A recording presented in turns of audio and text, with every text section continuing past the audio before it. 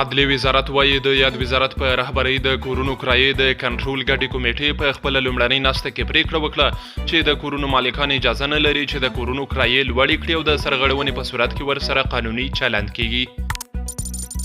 د پنجشیر ولایت مقام مطبوعاتي دفتر وایي په یوه تازه داوطلبۍ کې د پنجشیر ولایت له قانونو استخراج شوي 2509 قراته زمرد د 340,850 امریکایي ډالرو په ارزښت وپلورل شول. د ایران د خراسان ولایت والي غلام حسین مظفري خبرداری ورکړی چې که ایران د صنعت د ودې په برخه کې ګړندي ګامونه پورته نه کړي کیدای شي له افغانستان وروسته پاتې شي. نوموړي ویلي افغانستان په چټکۍ سره خپلې صنعتي وړتیاوې پراخوي.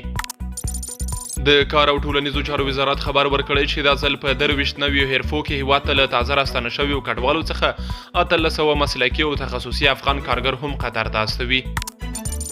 د پاکستاني طالبانو ځانګړي ځواک یا SIF سرتیرو نن سهار د خیبر پښتونخوا په باجوړ ولسوالۍ کې د پاکستان د پوځي و کاروان ته کمین ورکړی چې په ترڅ کې 15 پوځیان ځای پر ځای وژل شوي او ګڼ شمېر نور ټپیان دي. ملګري ملتونه وایي غزه کې د روانې لوږې او خوارځواکۍ له امله 100 ماشومانو خپل ژوند له لاسه ورکړی. شاوخوا 300,000 نور له ګواښ سره مخ دي او له هرو 3 کسانو یو یې په ورځو خواړه نه لري.